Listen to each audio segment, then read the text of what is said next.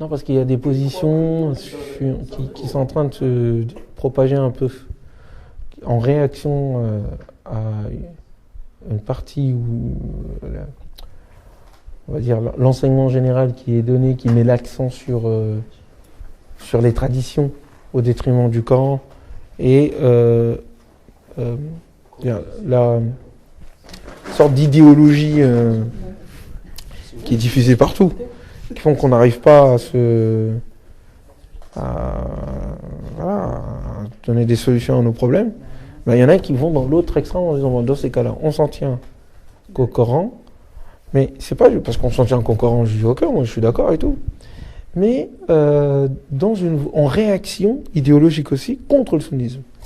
Donc ensuite, ils réinterprètent les passages du Coran, ce qu'ils réinterprètent, hein, les passages du Coran, mais envie de remettre en question tout ce qui a été donné. Voilà. Et ensuite, ça finit par, en fait, soumettre le Coran à la vision judéo-chrétienne. Parce qu'à la fin, ils finissent par dire, parce qu'ils voient, ils comprennent pas, parce qu'ils méditent pas assez, mais ils comprennent pas certains passages du Coran et autres. Et ils trouvent le sens ou leur interprétation en allant puiser dans la Torah, dans l'Évangile et les Écritures anciennes. Donc, en proclamant l'autonomie du Coran, mais en réaction par rapport à la Sunna, ils finissent par soumettre le Coran, en fait, à l'héritage ancien. Et ils se rendent même pas compte de la contradiction.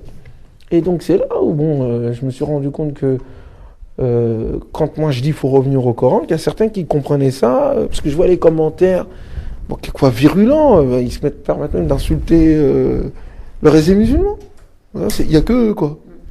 Donc, je me suis dit, bon, alors on va remettre ça en question, que moi je veux pas créer une nouvelle secte, et remettre en question, dire qu'il faut que le Coran soit premier, et à partir duquel on fonde ou on refonde les sciences islamiques, et on engage un véritable travail de critique sur les traditions attribuées au prophète, ça c'est une chose.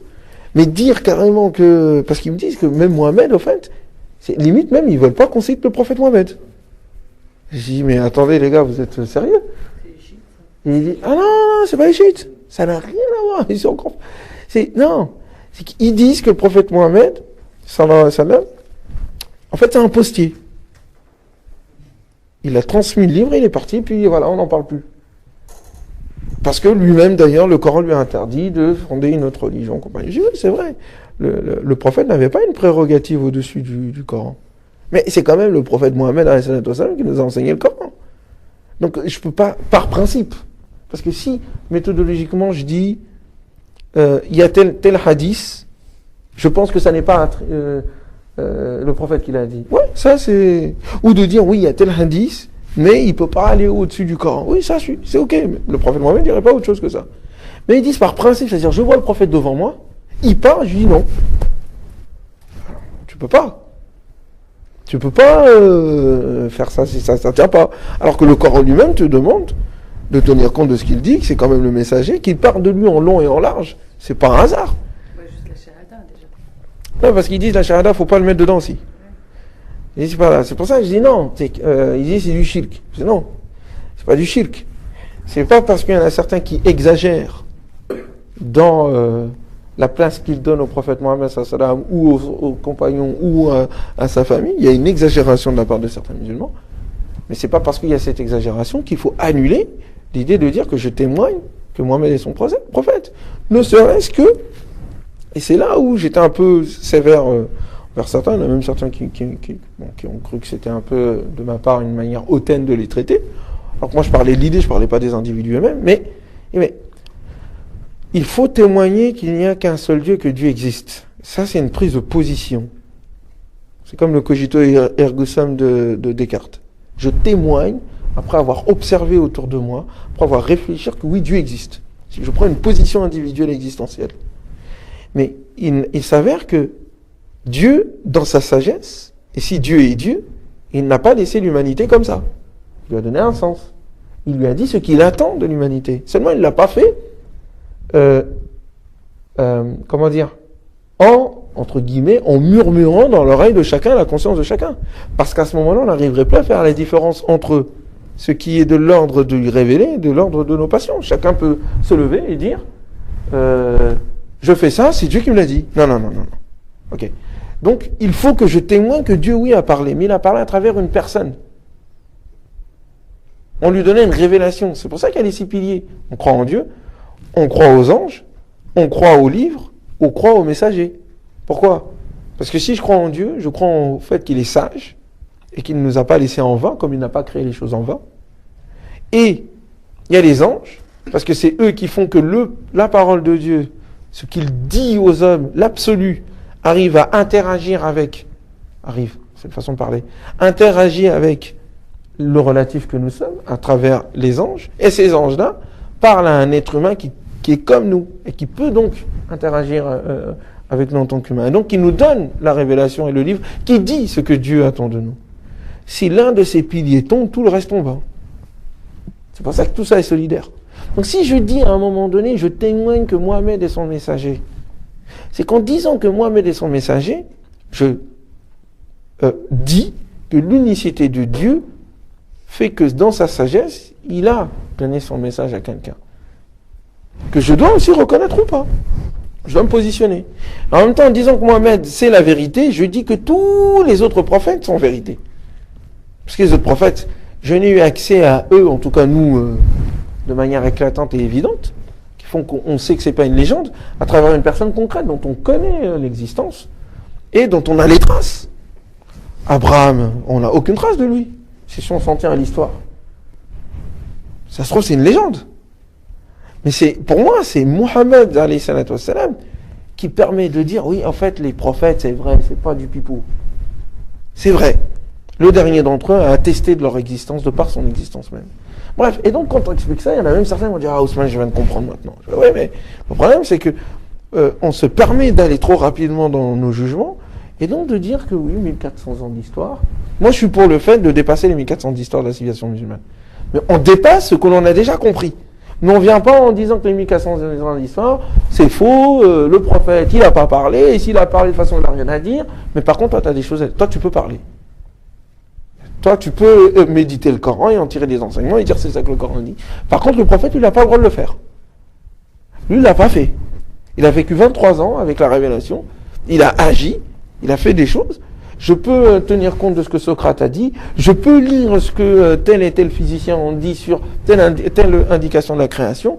Par contre, sur la compréhension du livre et du monde, sur la manière dont on interagit avec la création, sur la manière dont on devient véritablement un serviteur de Dieu, le prophète ne peut pas être un exemple pour moi, c'est ça que je refuse.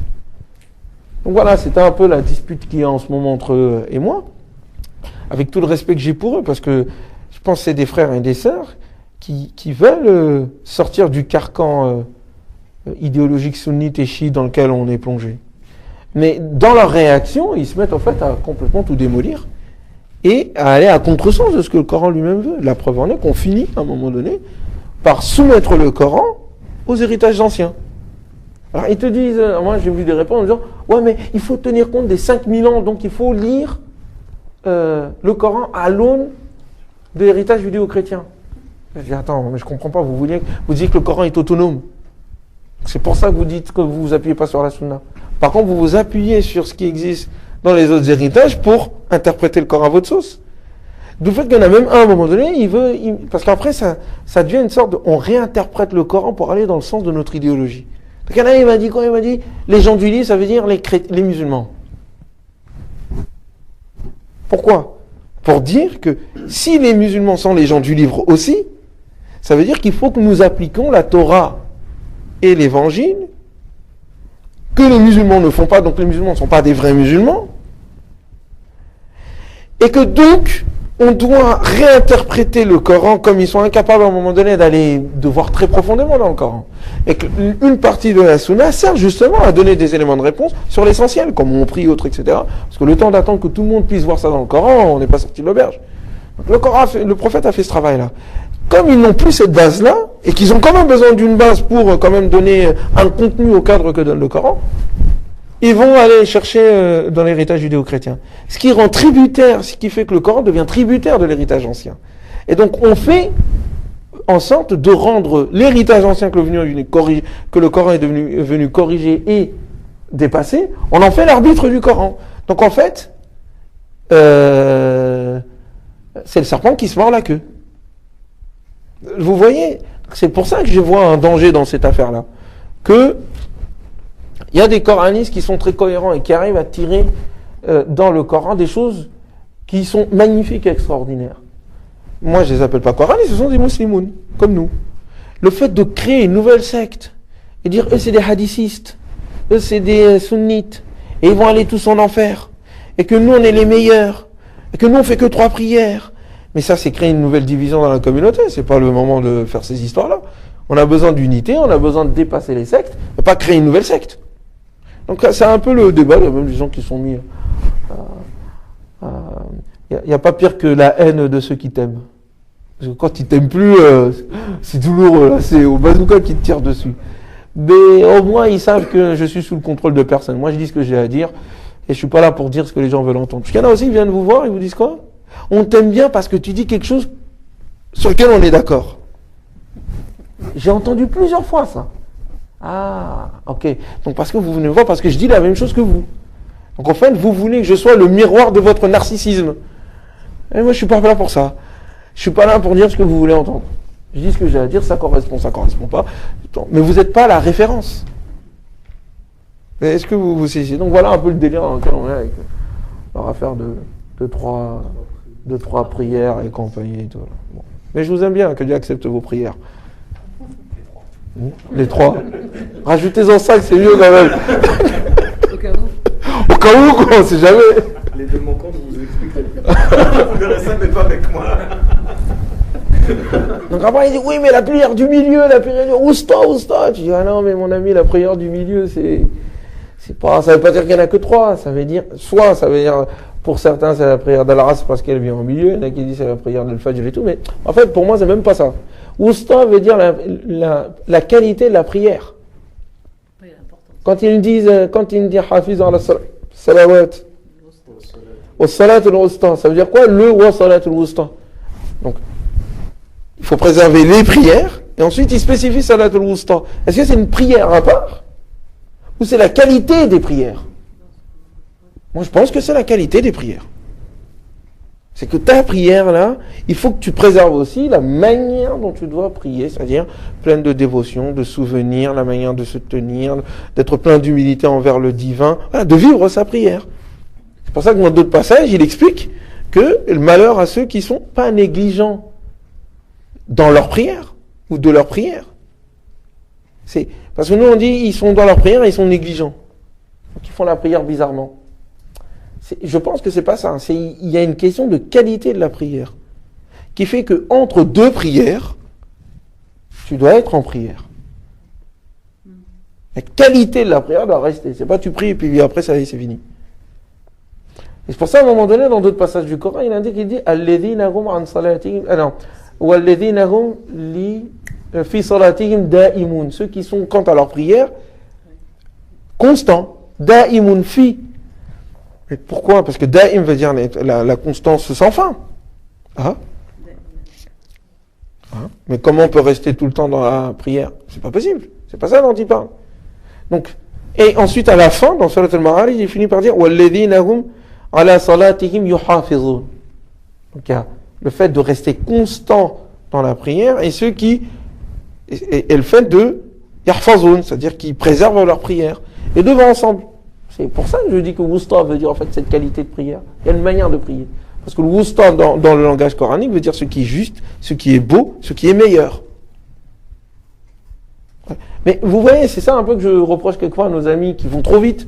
Ils prennent littéralement un passage du Coran sans le relier aux autres et sans avoir la modestie de dire alors, je vais creuser un peu plus. Et surtout pas balancer un gros truc tel que, en fin de compte, les 5 prières, c'est faux. Et qu'il n'y a que 3 prières, quoi. Je veux dire. Alors on dit oui, mais l'argument des 1400 ans, c'est pas un argument. Si, c'est un argument. C'est pas un argument pour parler des hadiths, mais c'est un argument pour dire que, attends, toutes les factions existantes dans le monde musulman, depuis des siècles, ils sont coupés la tête, ils sont tués, ils ont tout fait. Ils ont même des corpus différents les uns des autres. Par contre, les 5 prières, tout le monde les fait. Il n'y a pas de divergence là-dessus. Donc ça veut dire que c'est quelque chose qui a été établi avant les factions. C'est quelque chose qui est en amont. Donc, si ça c'est en amont, je ne vais pas balancer ça comme ça du jour au lendemain. Il faut avoir des preuves solides. Et voilà, bon, je ferme cette petite parenthèse qui ne concerne pas la majorité des musulmans, Dieu merci. Mais c'est pour faire en sorte que ces frères aussi, et ces sœurs, ils ne sont pas perdus, quoi. Critiquer, mais critiquer avec intelligence. Déconstruisons, mais déconstruisons pour apporter quelque chose de bien pour la communauté et pour l'humanité. Et ne soyons pas un peu imbus de nous-mêmes en insultant tous ceux qui nous ont devancés. Parce que là, le Coran il nous dit mais ceux qui sont venus après eux, ils disent au sujet de ceux qui les ont devancés, ô notre Seigneur, pardonne-nous, et pour nos frères qui nous ont devancés dans la foi. Si on commence à insulter ceux qui nous ont devancés, on ne suit pas les orientations du livre. Il faut la modestie et du pardon comme les autres, pour les autres, et qu'on ne se mette pas à insulter tout le reste des musulmans à longueur de temps parce qu'ils ne font pas les ablutions comme nous, quoi. Enfin, comme ce que toi tu penses être la véritable ablution. Je me suis lâché là, pardonnez-moi.